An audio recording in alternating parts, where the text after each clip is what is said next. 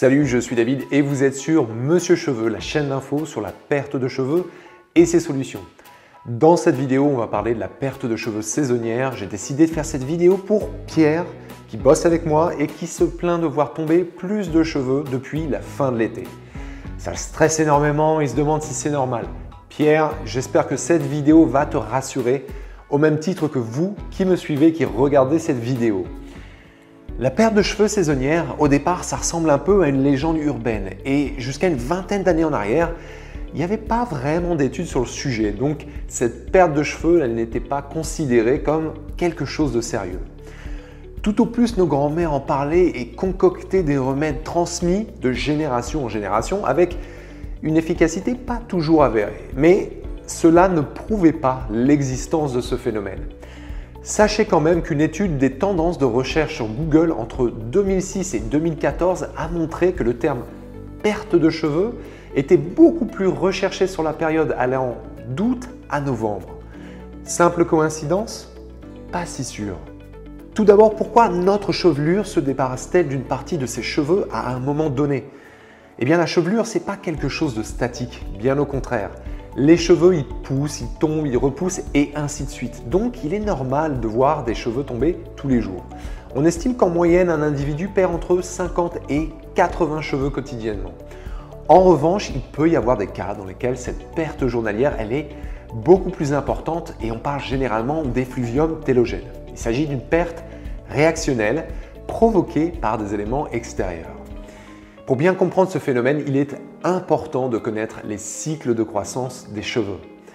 Il y a 3 cycles ou phases dans la croissance des cheveux. On va voir la phase anagène, c'est la phase de croissance du cheveu à proprement parler. Il s'agit de la période la plus longue du cycle pilaire puisqu'elle dure de 2 à 5 ans. Et la très grande majorité des cheveux présents sur notre tête sont donc en phase anagène. Ensuite, on a la phase catagène, c'est une phase de repos pendant laquelle le cheveu il cesse d'évoluer. Elle dure environ 3 semaines, ce qui est considérablement peu par rapport à la phase précédente. Puis on a la phase télogène, le cheveu ne pousse pas mais il reste attaché au follicule pileux. À la fin de cette phase, l'ancien cheveu tombe et il laisse place à un nouveau follicule en phase anagène. Et le cycle pilaire recommence. Et le télogène, c'est un peu le clé de la perte de cheveux. Plus il y a de cheveux en phase télogène, plus la perte est importante. Mais rassurez-vous, car dans le cas de la perte saisonnière ou réactionnelle, il y a généralement une repousse. Bon, mais alors notre chevelure varie-t-elle selon les saisons comme la fourrure d'autres mammifères? Eh bien, justement, plusieurs études récentes, elles semblent confirmer cette hypothèse. Elles se sont concentrées sur la variation de la chevelure chez l'homme en fonction des saisons, en analysant notamment la proportion de la chevelure qui est en phase anagène et en phase télogène. La première étude est une étude anglaise qui date de 91. Donc cette première étude, elle a concerné 14 hommes âgés de 18 à 39 ans et c'était sur une période de 18 mois. Cette étude, elle a montré que le nombre de cheveux en phase anagène atteignait un pic autour de mars pour baisser considérablement au mois de septembre avec une augmentation de la perte entre septembre et octobre où on avait quasiment 80-90 cheveux par jour qui tombaient. Et donc, il faut noter que sur le mois de mars, eh bien, il perdait à peu près 2 fois moins de cheveux. Cette étude, elle montre aussi que le diamètre des cheveux n'était pas affecté. La deuxième étude, c'est une étude française qui est parue en 96 et qui a étudié la périodicité dans la repousse et la perte saisonnière des cheveux. Elle a concerné 10 hommes sans alopécie qui ont été suivis pendant une période de 8 à 14 ans, donc c'est extrêmement long.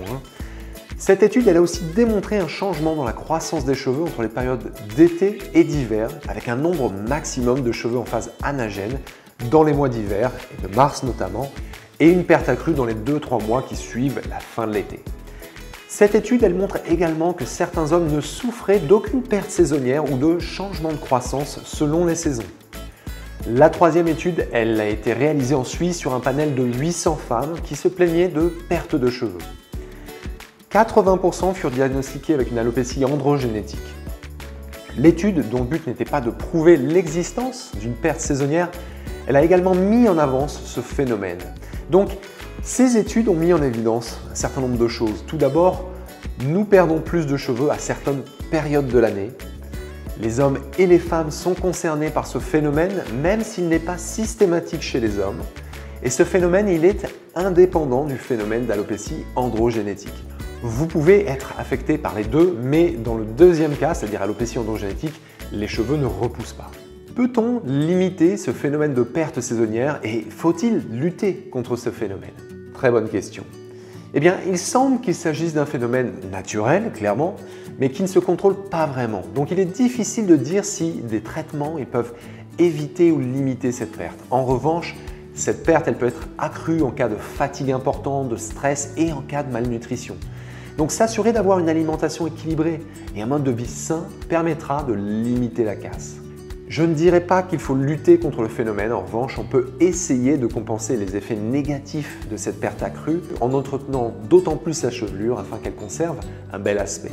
Bien nourrir les cheveux en utilisant des masques hydratants, éviter les sprays et gels fixants qui peuvent abîmer les cheveux et les coiffures avec des plaques chauffantes ou lissantes qui peuvent casser les cheveux et donc contribuer à donner un effet moins dense à la chevelure. En revanche, si vous êtes sujet à la calvitie, je recommande fortement de prendre dès la fin de l'été des compléments vitaminés spécifiques pour cheveux qui contiennent de la biotine, du zinc, de la vitamine B et qui vont permettre une meilleure croissance des cheveux.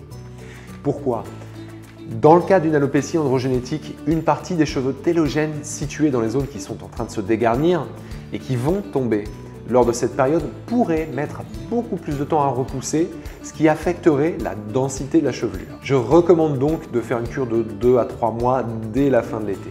Pour conclure, si vous avez la sensation que la perte de cheveux s'accélère ou que vous perdez plus de cheveux que d'habitude entre la fin de l'été et durant la période automnale, pas de panique. Il est très probable qu'il s'agisse d'une perte saisonnière. Cette perte, elle se compensera dans les mois qui suivent. J'espère que cette vidéo vous a plu et si c'est le cas, faites-le moi savoir en mettant un pouce, abonnez-vous à ma chaîne et appuyez sur la cloche pour recevoir les notifications quand mes prochaines vidéos sortent. Allez sur mon site monsieurcheveux.fr pour en savoir un petit peu plus sur mon parcours et prenez un appel conseil gratuit si vous souhaitez mettre en place un projet de greffe de cheveux et être accompagné dans cette démarche.